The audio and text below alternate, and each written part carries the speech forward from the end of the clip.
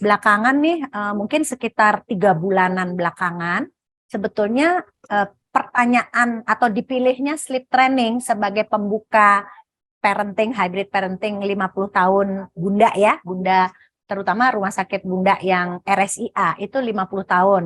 Tahun ini, baru kemarin berulang tahun, kita mau melakukan edukasi yang terus-menerus semata-mata membantu orang tua supaya terbantu membesarkan anak tuh seperti apa. Tapi sebetulnya kuncinya tetap di orang tua.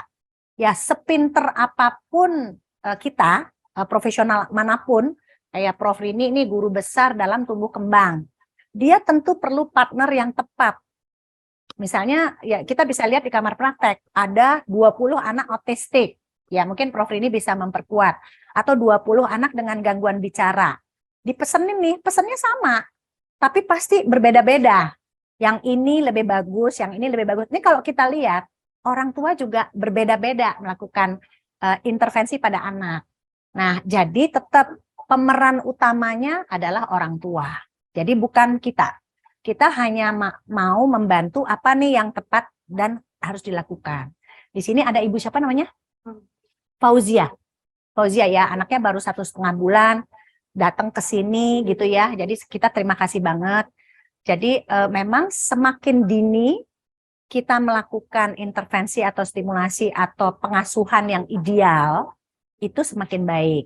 Prof ini menjadi dokter anak udah 25-26 tahun ya, Prof? Kalau nggak salah Prof ini 25 ya? Iya, 25 ya. 25 tahun ya. Saya karena berbeda 2-3 tahun sama beliau. Saya 22 tahun dan di Rumah Sakit Bunda. Sebetulnya ilmunya itu ada, tapi kita banyak sekali dapat ilmu itu dari orang tua. Kita lihat kok anaknya yang ini bagus ya. Kita interview nih orang tuanya, oh diginiin, simpen sebagai reference kita. Dan menurut saya itu kayaknya lebih membantu kita untuk melihat bahwa tidak semua ilmu itu ada di buku. Bahwa buku itu menjadi tuntunan kita dalam bekerja. Tapi banyak sekali pengetahuan di luar yang kita dapatkan justru dari orang tua. Jadi sebetulnya kenapa kita balikin lagi nih pengetahuan yang kita dapat di kamar praktek itu kita balikin lagi. Karena kita dapat juga dari orang tua gitu ya. Itu sebetulnya kenapa sih parenting itu dilakukan sering secara gratis oleh siapa aja gitu ya. Karena memang kita pengalamannya juga dapatnya dari orang tua gitu. Kita balikin lagi supaya anak-anak itu baik. Oke, Prof Rini adalah konsultan tumbuh kembang. Beliau itu guru besar dalam ilmu kesehatan anak, bidangnya tumbuh kembang. Jadi ilmu-ilmu atau paparan yang nanti akan disampaikan udah pasti berdasarkan pengetahuan-pengetahuan atau ilmu-ilmu yang update. Ya, tentang tidur beliau lah tempatnya bertanya. Ini mungkin kalau yang tidur saya kedua kali melakukan ini. Sudah pernah dulu dan saya sudah melihat beberapa kali Prof Rini mempresentasikan tentang tidur.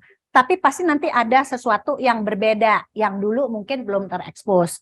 Nah, Prof Rini ini kita pilih sebagai pembuka dari pembicaraan atau diskusi kita dalam rangka 50 tahun ulang tahun Bunda ini, karena ini adalah yang sangat hangat dibicarakan di dalam kamar praktek.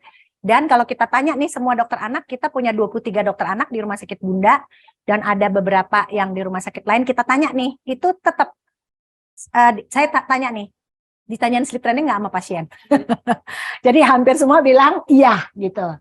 Jadi silakan Prof Rini akan memaparkan, silakan mungkin sekitar 15-20 menit, kita ingin diskusi lebih banyak dengan orang tua supaya kita tahu apa sih yang terjadi di orang tua, mana yang membingungkan, supaya ada kiblat yang jelas, mana yang memang bisa dilakukan sleep training, mana yang tunggu, yang jelas 1,5 bulan udah pasti jangan ya. Sleep training kalau kita mau lihat yang paling jelas ya, kelihatan bahwa itu akibat buruk dari sleep training adalah anak-anak di tempat panti asuhan. Itu mandiri banget, tapi mandirinya belum waktunya. Sebetulnya itu yang kita khawatirkan. Jangan sampai ibu-ibu, wah saya supaya seperti anaknya Nikita Willy gitu kan.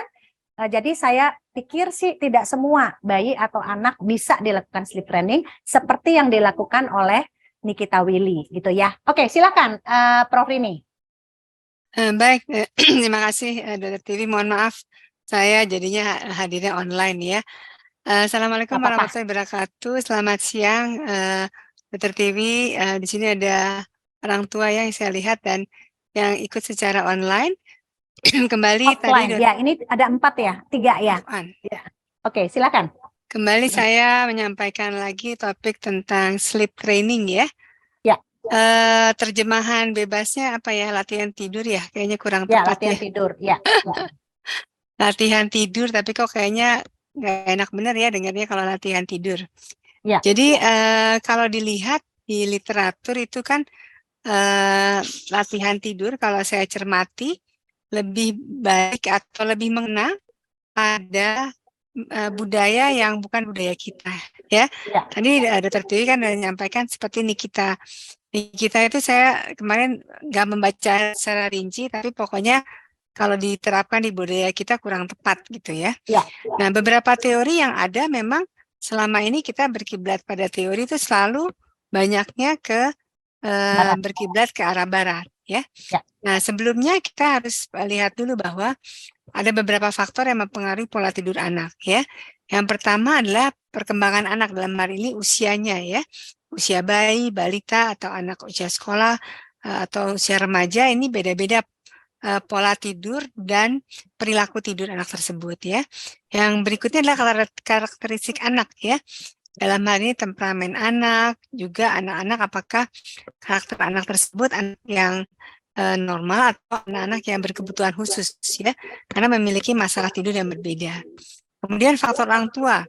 Ada orang tua yang menginginkan anaknya mandiri sejak awal, atau sebaliknya, ada orang tua yang tidak mau, tanda kutip, anaknya mandiri, sehingga sampai SD masih tidur bersama orang tua. Ya. Kemudian yang terakhir nih budaya. Nah, ini ada fotonya mungkin kelihatan ya. ya. Ada 2 kaki besar, di antaranya ada 2 kaki kecil-kecil ya. Hmm. Ini biasanya pola tidur yang ada di Indonesia, di wilayah Asia Timur lah ya. Ya, Jadi kalau di Asia itu termasuk Singapura, Malaysia, Thailand, itu sebenarnya budaya ini sama kita di Indonesia. Jadi jangan berkecil hati. Orang-orang di Singapura juga masih banyak yang tidurnya satu tempat tidur sama-sama dengan orang tuanya ya. Nah, ini akan mempengaruhi kualitas tidur seorang anak ya. Nah, sedangkan mengenai sleep training ini sebenarnya merupakan metode intervensi perilaku ya. Intervensi perilaku terutama untuk penanganan gangguan tidur. Tetapi kita lebih baik memang mencegah ya daripada mengatasi anak sudah mengalami gangguan tidur. Tujuannya yang pertama untuk mengembangkan kemampuan dan kemandirian anak dalam menginisiasi tidur. Inisiasi tidur itu artinya anak dapat tidur sendiri tanpa ditunggu, tanpa ayun-ayun, tanpa harus didongeng ya. Itu menginisiasi. Nah, ini akan efektif dalam memperbaiki kondisi tidur anak, menurunkan angka gangguan tidur dan juga menurunkan tingkat stres ya. Kalau orang tua yang memiliki anak yang pola tidurnya tidak teratur ya, itu pasti akan stres. Akhirnya nanti berdampak dalam pola kerja orang tua tersebut. Dan memang sebagian besar anak tidak pernah mengeluh gangguan tidur. Yang mengeluh adalah orang tua, ya. Dan sleep training ini dikatakan tidak berbahaya dan tidak berdampak negatif pada anak, ya. Jadi ini tujuan utamanya adalah supaya anak dapat tidur mandiri, mengurangi masalah dan membentuk self shooting ya. Self shooting itu kemampuan anak kalau dia terbangun bisa tidur sendiri ya, nggak harus intervensi orang lain ya, sehingga mengurangi kelelahan dan depresi dari orang tua ya. Nah, jadi tadi kembali ini sama ya gunanya selain membentuk kebiasaan tidur yang baik, juga untuk mendukung tumbuh kembang seorang anak dengan optimal ya. Dan terkait juga kalau anak dengan tidur yang baik memiliki fungsi eksekutif yang baik dalam hal persepsi, emosi, dan walaupun perilakunya. Karena anak kalau kurang tidur pasti rewel ya, cengeng, kemudian kadang-kadang melakukan aktivitasnya suka mengalami gangguan atau mengalami hambatan, misalnya tiba-tiba jatuh gitu ya karena dia ngantuk atau lagi makan nih tiba-tiba dia ketiduran di meja makannya, yaitu menyebabkan masalah untuk hal yang lain, ya. Nah, apa yang dapat dilakukan untuk belajar tidur sendiri, ya? Nah, cara menidurkan itu sebenarnya harus dikenalkan sejak awal kehidupan. Jadi ada yang membiarkan bayinya tidur sendiri, ya.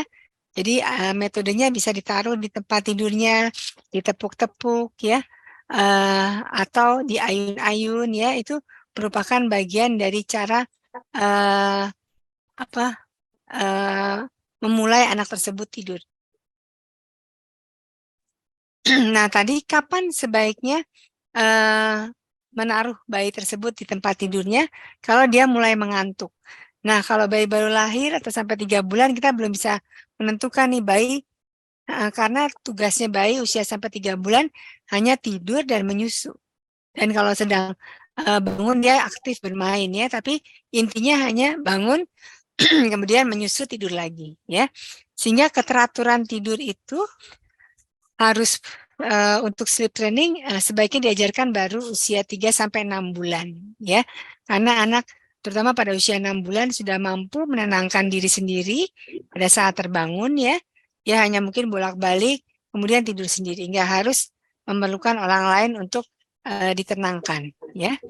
Dan selain itu untuk orang tua kita harus menetapkan waktu tidur dan waktu bangun yang konsisten. Baik hari libur maupun hari kerja, jam tidur sama jam bangunnya harus sama. Jadi kalau misalnya mau ngajak ke jalan-jalan ke mall, harus jam 8 anak udah tidur, jadi jam 7 harus pulang. Jadi harus diatur. Nah, menetapkan waktu tidur dan bangunnya terutama untuk tidur malam, ya. Jadi kalau bicara sleep training atau terkait dengan pola tidur, terutama yang dibicarakan adalah tidur malam, ya. Kemudian menentukan tempat yang tepat untuk memulai tidur. Jadi sebisa mungkin memang seideal mungkin anak tersebut punya tempat tidur sendiri, ya. Kalau tidak harus kamar sendiri lah, awal-awal tempat tidur sendiri. Boleh nggak, tadi ada bayi usianya berapa tadi ya? Sebulan ya 1,5 digendong? bulan. 1,5 bulan. Boleh nggak dia tidur di box sendiri? Boleh, tapi sebaiknya tetap ditaruh di dalam kamar orang tua, ya. Kalau kita lihat di negara barat kan kamarnya udah di sebelah tuh, ya. Udah di kamar yang lain, tapi budaya di kita sih sebenarnya belum siap, ya. Untuk sejak awal memisahkan tempat tidurnya di kamar lain, ya. Kemudian hindari perilaku terutama untuk orang tua, ya. Sesuatu yang menyebabkan gangguan tidur seperti TV, ya, banyak musik yang mengganggu, kemudian anak minum susu terlalu dekat dengan jam tidur, ya, atau terlalu bising di dalam kamar tidurnya. Jadi intinya kamar tidur harusnya hanya untuk tidur, tidak untuk hari yang lain, ya. Nah, intervensi yang lain sleep training yang bisa dilakukan adalah yang disebut gradual extension, ya. Jadi orang tua mengabaikan permintaan anak pada periode tertentu. Misalnya anak bangun, ya, nangis-nangis, banyak tuh pertanyaannya, boleh kita tunggu berapa lama? Apakah sampai 1 jam? Apakah sampai anaknya muntah-muntah, kita diamkan saja, ya? Kita lihat tergantung juga temperamen anak. Dan juga tergantung juga pola asuh orang tua. Ada yang orang tuanya nggak tegaan, ya, langsung begitu nangis langsung disamperin. Itu sebenarnya baik untuk merespon apa yang terjadi pada anak, tapi tidak harus diangkat maksud saya, ya. Anak nangis nih lagi tempat tidur, kita respon datang boleh, kita cek dulu apakah popoknya basah atau ada binatang yang menggigit atau apa yang mengganggu, kita singkirkan dulu. Kalau belum diam juga, mungkin dia haus, kita cek, kita berikan ASI atau susu formula, kemudian kita tidurkan kembali. Jangan begitu nangis langsung respon pertama adalah mengangkat, ya. Nah, itu akan terekam pada anak. Jadi kalau dia nangis, pasti lingkungan akan merespon dia dengan menggendong. Nah, itu nanti menyusahkan juga para orang tua untuk anaknya cepat kembali tidur karena perlu digendong, diayun-ayun dan lain-lain, ya. Tujuannya adalah untuk membentuk kemampuan self-shooting, ya. Jadi rutinitas tidur itu harus dilakukan paling telat sejak usia 3 bulan. Kenapa? Karena pada usia 3 bulan sudah ada peran irama sirkadian. Nah, irama sirkadian tubuh itu untuk masalah tidur, dia kalau siang ya ada matahari berarti itu anaknya harusnya aktivitas fisik, nggak boleh tidur. Jadi kalau siang diharapkan kamar tidur ada sinar matahari yang masuk ya. Nah, nanti malam harus lebih temaram, harus lebih gelap. Sehingga tubuhnya akan mengetahui bahwa oh ini malam. Jadi dia waktunya tidur yang lebih panjang ya. Nah, itu harus dilatih. Nggak bisa tiba-tiba dia bisa tidur sepanjang malam ya. Harus perlu latihan ya. Ada juga yang disebut program ya, awakening ya. Jadi setiap 15 sampai 30 menit sebelum waktu terbangunnya. Jadi pertama-tama orang tua harus memetakan nih. Hari ini dia tidur jam 8, nanti bangun jam berapa? Jam 12. Kemudian nanti bangun lagi jam berapa? Jam 3, itu dicatat. Nah, ini 15 sampai 30 menit sebelumnya orang tua membangunkan ya dengan lembut. Kalau dia tidak memiliki tanda-tanda haus, kita coba tenangkan lagi supaya dia tidur kembali. Satu lagi, sekali lagi jangan langsung diangkat ya. Biarkan dia ditenangkan perlahan-lahan ya. Jadi ini secara kesimpulan tadi beberapa cara, ada yang cry it out. Nah, ini cry it out itu dibiarkan nangis terus-menerus ya. Nah, ini biasanya banyak yang nggak tega ya. Apalagi kalau sakit itu sleep training tidak boleh dilakukan ya. Ada tadi yang graduated extension, ada kalau faded time ini menunda waktu tidur ya. Jadi misalnya hari ini ditetapkan jam tidur jam 8. Hari ini dia mundur nih, tidurnya jam 9. Nah, besoknya mulai tidur setengah 9, besoknya lagi tidur jam 8 ya, besoknya lagi tidur jam 8 lagi supaya mendapatkan jam tidur yang teratur ya setiap harinya, dan itu tidak boleh berganti-ganti. Nah, harusnya bayi atau anak pada umumnya bedtime malam itu jam 8 maksimal ya. Jangan lebih dari jam 8 ya.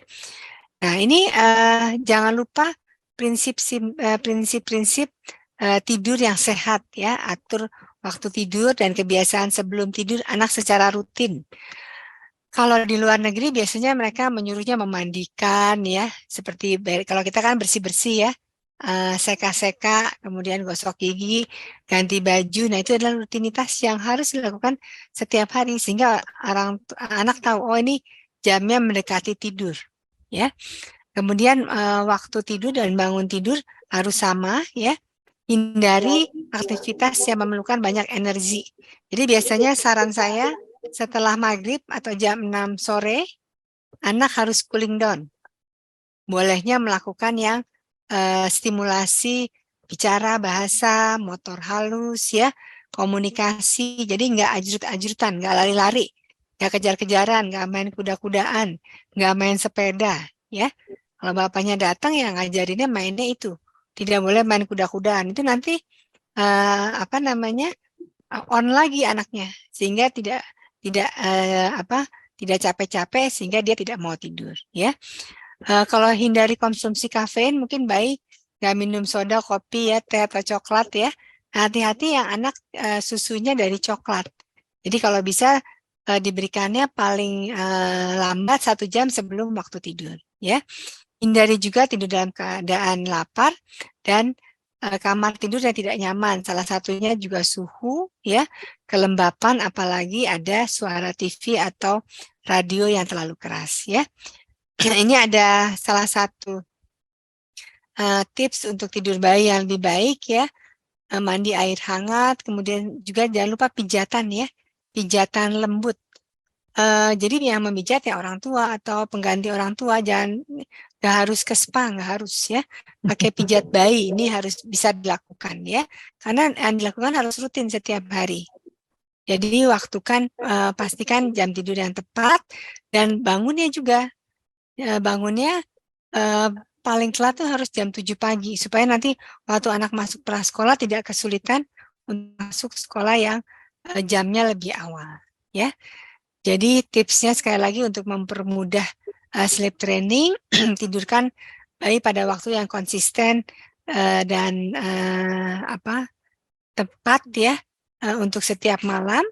Pastikan juga bayinya sudah kenyang tidak popoknya bersih dan keadaan siap untuk tidur, dan juga boleh melakukan pijatan ya, atau kegiatan rutin lainnya ya. Salah satunya adalah pijatan. Memandikan biasanya jarang ya, hanya menyeka atau membersihkan ya. Nah, mana yang tepat untuk anak-anak ibu bapak atau bunda adalah tergantung dari hal yang tadi saya sampaikan, faktor anak, faktor keluarga, faktor lingkungan rumah, dan budaya ya. Jadi kalau rumahnya cuma satu kamar, ya apa boleh buat, tempat tidurnya ya bareng-bareng satu kamar. Tapi kalau bisa dipisahkan. Nanti kalau anaknya ada dua, bagaimana kamarnya cuma satu? Ya kalau bisa tempat tidurnya atas bawah ya, satu kamar. Jadi tetap harus ada separasi atau dipisahkan dari tempat tidur orang tua, terutama di atas usia 3 tahun ya. Demikian Dr. Tiwi yang bisa saya Ya, sampaikan. wah, Mudah-mudahan bermanfaat. Assalamualaikum warahmatullahi wabarakatuh.